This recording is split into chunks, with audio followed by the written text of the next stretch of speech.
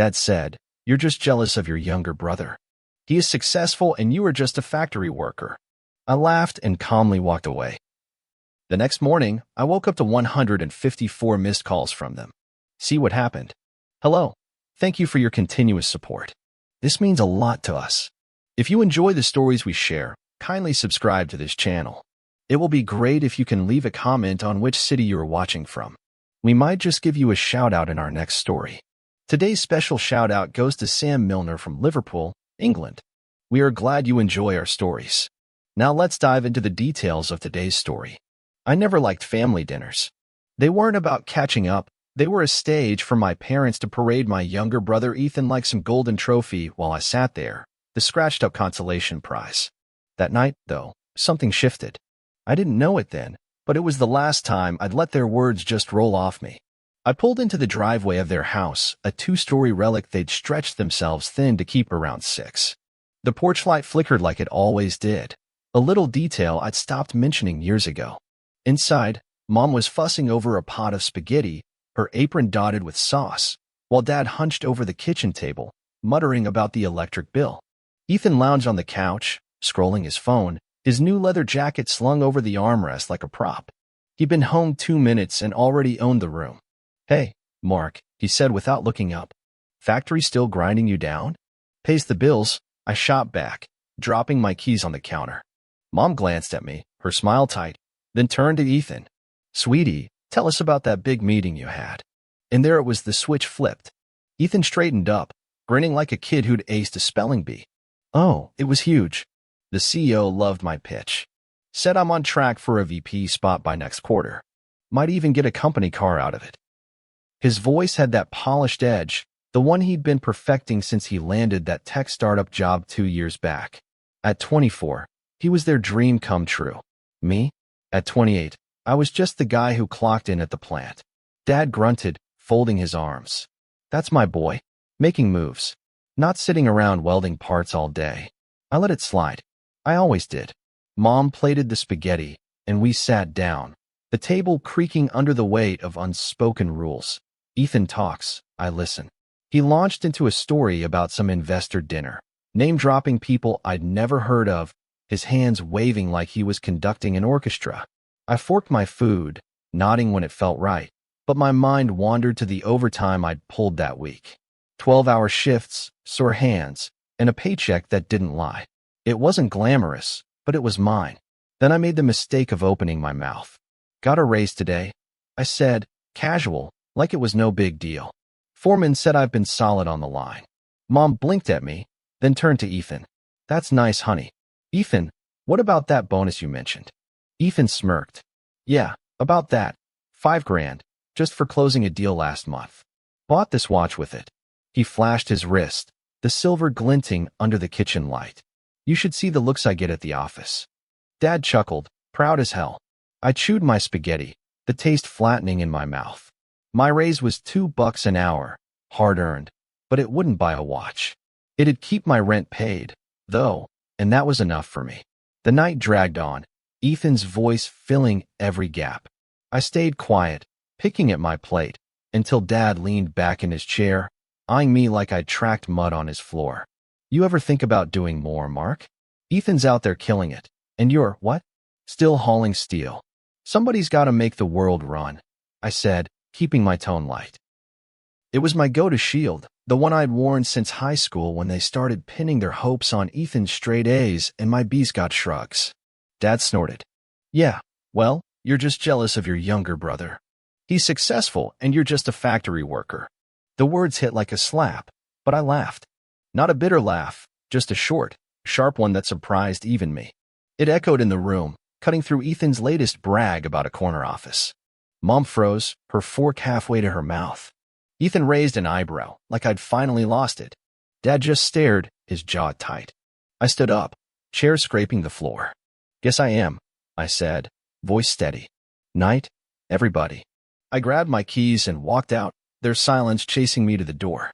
No yelling, no apologies, just the hum of the TV fading as I stepped into the night.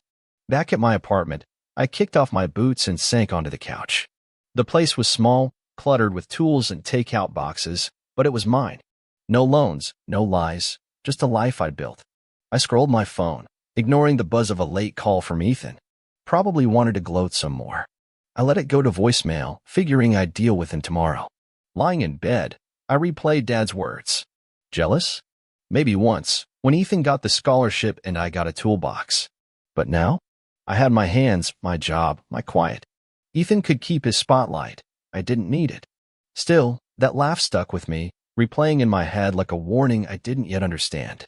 I fell asleep with the TV flickering, some late night ad about car insurance droning on.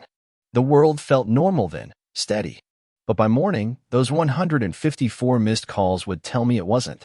That dinner wasn't just another jab. It was the last time they'd see me as just anything. I woke up to my phone buzzing like a chainsaw. The screen glowed in the dark, 6:47 a.m., 154 missed calls. My stomach dropped. Nobody calls that much unless someone's dead or the world's ending. I rubbed my eyes, squinting at the log. Mom, Dad, Ethan, repeat. Voicemail stacked up like a bad debt. I hit play on the first one, Mom's voice shaking through the speaker. Mark, it's all falling apart. Ethan's lost his job, and the house, oh God, call me back. She was sobbing by the end, the line cutting off. Next, Dad, where the hell are you? We need you here, now. Ethan's was last, quieter, clipped. Mark, it's bad. Just come over. I sat there, phone in hand, trying to piece it together. Last night, Ethan was king of the world. Dad was throwing punches at me. And now this? I yanked on yesterday's jeans, grabbed my keys, and headed out. My truck rattled to life, the engine coughing like it knew something I didn't. The drive to their house took 15 minutes, but it felt longer. My brain spun. Job loss, house trouble, what tied it all together? I pulled up to see Mom pacing the front lawn, her hair a mess, Dad's old Buick still in the driveway. Ethan leaned against the porch rail, staring at his shoes. The for sale sign stabbed into the grass hit me like a brick. That wasn't there last night. Mark. Mom rushed me as I stepped out, her hands clutching my arms. They're taking the house. The bank, they sent a letter. We're behind. And Ethan, she choked up, pointing at him like he'd set the place on fire. Slow down, I said, peeling her off me. What happened? Dad stormed out the front door, his face red, a crumpled paper in his fist. What happened? Your brother's a damn fraud. That's what. His big shot company tanked, and he's got nothing. Ethan flinched, but didn't look up. It's not my fault. The investors pulled out, someone leaked fake numbers, and fake numbers. Dad cut in, voice booming. You said you had it handled. You said you'd take care of us. I held up a hand. Somebody start from the top. Ethan, you first. He sighed, finally meeting my eyes. The startup, it's done. They fired me last night. Some whistleblower claimed we cooked the books, revenue stuff. I didn't know, I swear. But the board pinned it on me. I'm out. And the house? I asked, nodding at the sign. Mom jumped in, her voice cracking. We missed payments. Months' worth. Ethan was supposed to help, but now she trailed off, tears spilling. Dad shoved the letter at me. I skimmed it, mortgage company, final notice, sale pending. They'd been drowning, and I hadn't seen a ripple. How long's this been going on? I asked. Long enough, Dad snapped. We figured Ethan's bonus would cover it. He kept promising. Ethan kicked the rail. I thought I'd get it. I didn't know they'd cut me loose. I stared at them, Mom trembling, Dad fuming, Ethan shrinking. Last night, they'd sat there, smug, tearing into me like I was the failure. Now they were a mess, and somehow, I was the lifeline. So what do you want from me? I said, crossing my arms. You've got a job, Dad said, like it was obvious. You're steady. You can fix this. I laughed again, that same sharp sound from dinner. They froze, just like before. Fix it? Me? I'm just a factory worker, right? That's what you said. Dad's jaw clenched. Don't start, Mark. This isn't the time. No, it's perfect. I shot back. You've been riding Ethan's coattails, and now they're gone? You're looking at me? What am I supposed to do, magic up a house payment? Mom grabbed my sleeve. Please, Mark. We'll lose everything. I pulled away, stepping back. You already did. The words hung there, heavy. I turned to my truck, needing air, needing out. Ethan called after me. Mark, wait. I'm sorry, okay? I stopped, Didn't turn. For what? The job or the lie? He didn't answer. I got in, slammed the door, and drove. My head was a storm of anger, guilt, something else I couldn't name. I remember the years they'd brushed me off. Ethan's graduation, Mom and Dad shelling out for a party while I worked doubles to buy my truck. My high school job fixing their roof, no thanks, just Ethan's got finals. I'd been invisible, and now I was their savior? I ended up downtown, past the old tech hub where Ethan's crew used to strut. Layoff notices plastered the windows. His world was crumbling wider than just our house. My phone buzzed again, Mom, probably. I let it ring. The factory loomed ahead, my shift starting in an hour. I'd go in, punch the clock, keep my life moving. They built their castle on sand, not me. But as I parked, that voicemail from Ethan nagged at me. It's bad. How bad? I didn't know yet. Part of me wanted to leave them to sink, let them feel the weight they'd dumped on me for years.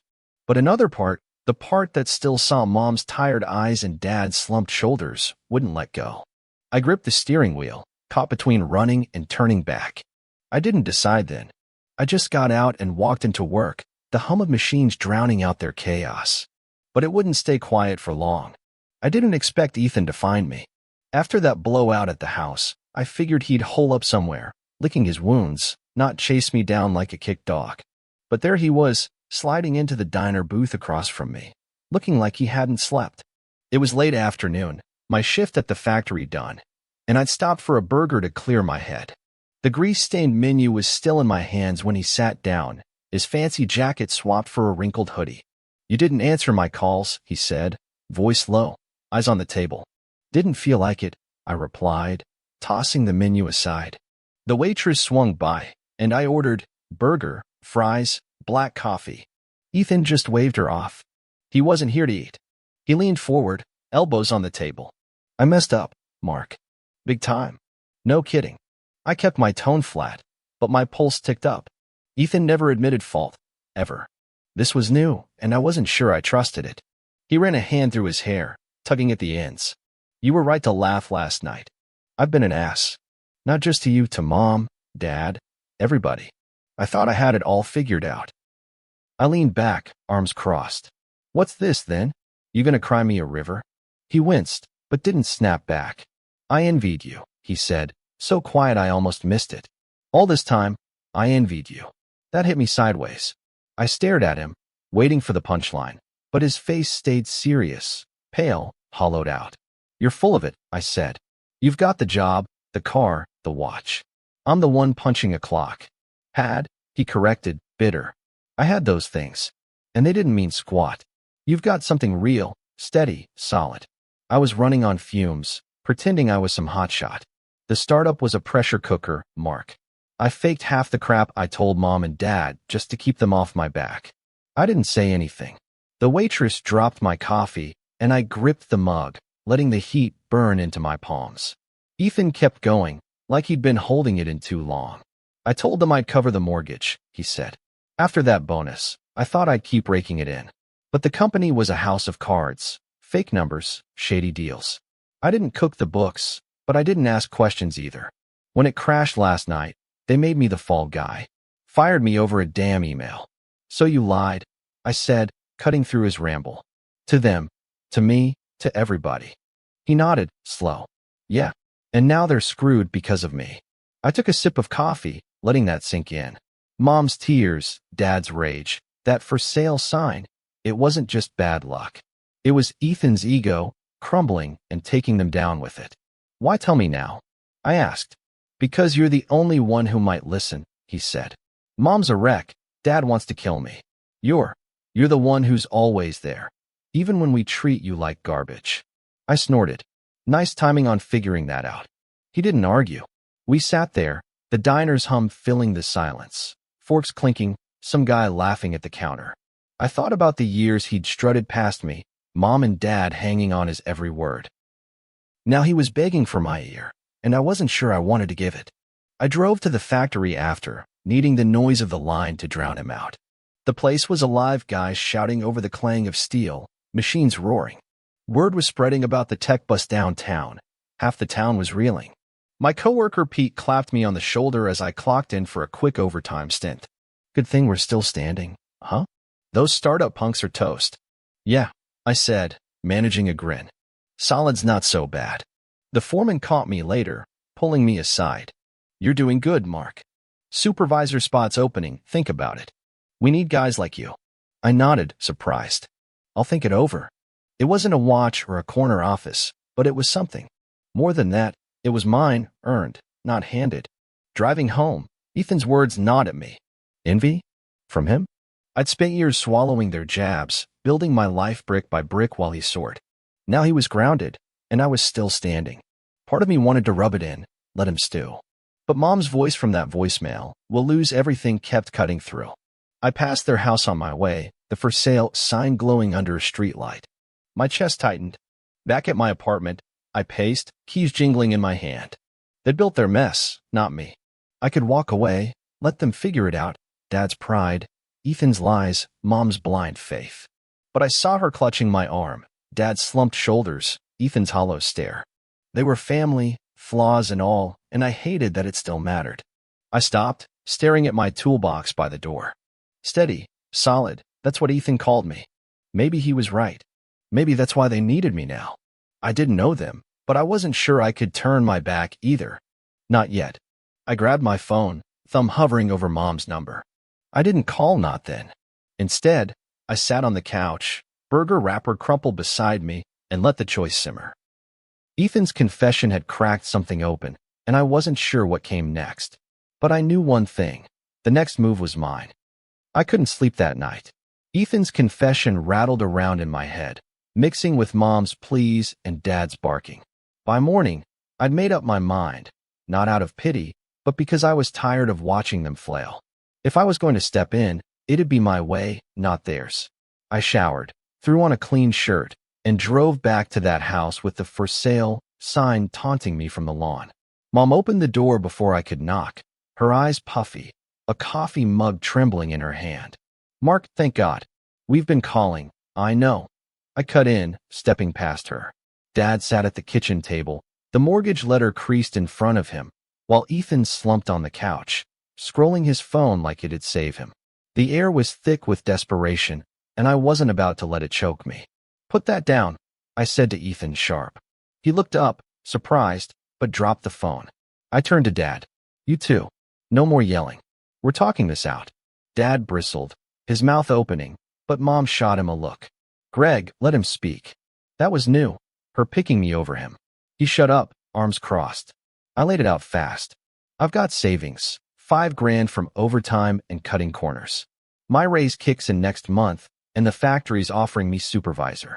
I can talk to the bank, see if they'll renegotiate the mortgage. But I'm not bailing you out for free.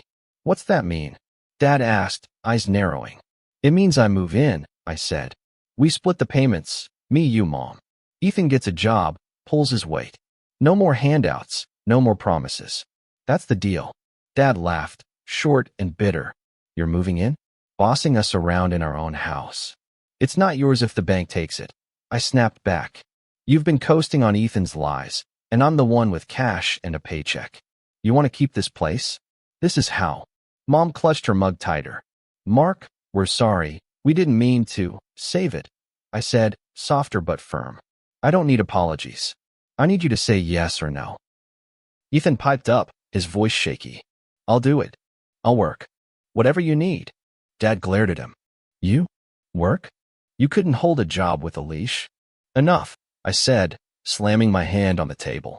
The sound cracked through the room, and they all flinched. I'm not asking Ethan to run the world. I'm asking him to show up. And you, I pointed at Dad, stop acting like you're above this. You're not. Silence hit hard. Mom nodded first, slow, like she was testing the water. Okay, Mark. We'll try. Dad didn't budge, his jaw tight. But he didn't fight either. That was as good as I'd get. I grabbed my keys. I'll call the bank. Be ready to sign whatever they send. The meeting was at noon. I walked into the branch downtown, my work boots thudding on the tile, feeling out of place among the suits. The loan officer, a guy named Harris with a clipboard and a tired smile, pulled up their file.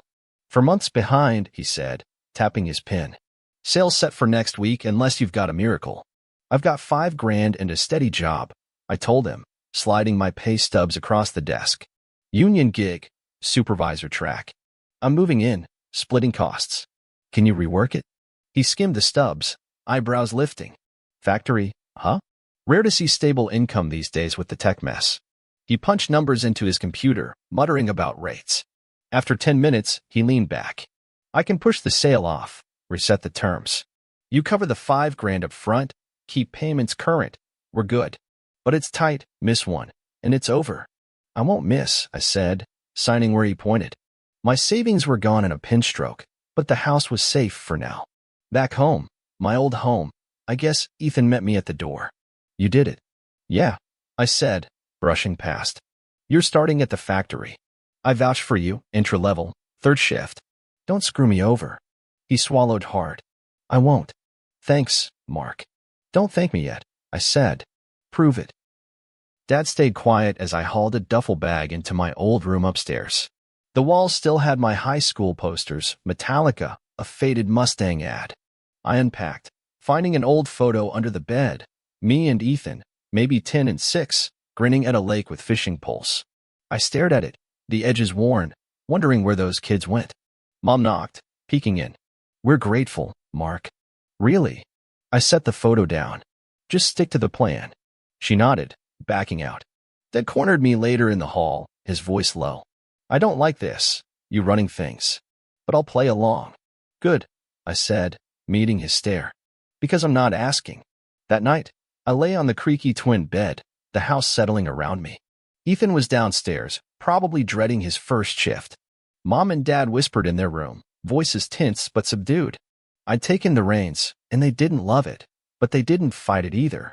For once, I wasn't the shadow they were leaning on me, and it felt strange, heavy, right. I closed my eyes, the photo flashing in my mind. We'd been a team once, me and Ethan, before the world split us into winner and loser. Maybe this was a chance to fix that, or maybe it'd blow up in my face. Either way, I'd made my move. Now it was on them to follow through. Months passed faster than I expected. By late summer, the house wasn't just a roof over our heads, it was a proving ground. I'd settled into my old room, the factory supervisor gig was mine, and the mortgage payments hit on time, every time. It wasn't easy, cramming 4 of us into that creaky 2-story, but we made it work. Or at least, we learned to. I came home one evening after a double shift, my boots heavy from the line. The kitchen smelled of Mom's meatloaf, not a masterpiece, but a step up from the takeout we'd lived on during the chaos. She'd started cooking again, a small sign she was clawing back some normalcy. Dad sat at the table, flipping through a hardware store flyer, quieter than he'd been in years. Ethan was out back, laughing with a neighbor over something dumb, a rare sound that didn't grate on me anymore. Food's ready, Mom called, setting a plate in front of me as I dropped into a chair. Long day? Long enough, I said, digging in. She smiled, faint but real, and I caught a glimpse of the mom I remembered from before the Ethan show took over. Ethan shuffled in, his factory polo smudged with grease. Third shift had roughed him up, dark circles under his eyes, hands calloused like mine now, but he hadn't quit. I'd half expected him to bail after a week, but he stuck it out, hauling steel on the graveyard crew. Hey, he said, grabbing a plate. Foreman said I'm off probation. Might get days soon. Good, I replied, keeping it short. I didn't need to say more. He knew what it meant. He nodded, sitting across from me, and for once, we ate without the old tension sparking up. Dad broke the silence later, clearing his throat. We need to talk, Mark. I set my fork down, bracing myself. About. He shifted, uncomfortable. Everything. The house, Ethan. You. I was wrong pushing him, cutting you down. I thought he'd be the one to pull us up, but it was you. I stared at him, waiting for the catch. Dad didn't do apologies. He barked orders or grumbled complaints. But his eyes stayed on mine, steady, no bluff. Took you long enough, I said, not letting him off easy. He smirked, just a flicker. Yeah, well, I'm stubborn. You got that from me. Mom jumped in, her voice soft. We both messed up, Mark. I kept comparing you two, thinking Ethan's shine meant more. I'm sorry. I leaned back, crossing my arms. I don't need sorry. I needed you to see me. We do, she said, quick. You saved us. I didn't argue. They weren't wrong. I'd pulled the house out of the fire, turned Ethan's free fall into a soft landing. But it wasn't about saving them anymore. It was about proving I wasn't just anything. Ethan spoke up, wiping his hands on a napkin. I meant what I said at the diner. You're the solid one. I was chasing something I didn't even want. And you had it all along. Thanks for giving me a shot. Don't get mushy, I said, but I smirked back. You're still a pain in my ass. He laughed, and it felt lighter than it had in years. We finished dinner, the clink of plates filling the room, and I realized something. This was us, stripped down, no more illusions. Messy, flawed, but real. The town had shifted too. The tech bus left empty offices downtown, but the factory hummed stronger than ever. Guys like Pete started calling us the backbone, not the leftovers. My supervisor role came with a bigger paycheck, enough to keep the house afloat and stash a little aside. Ethan's old startup buddies were scrambling for jobs. He dodged that bullet, thanks to me. Later, I stepped onto the porch, a beer in hand. The sun was dipping low, casting long shadows across the yard. Ethan wandered out, leaning on the rail beside me. You ever think we'd end up here? He asked.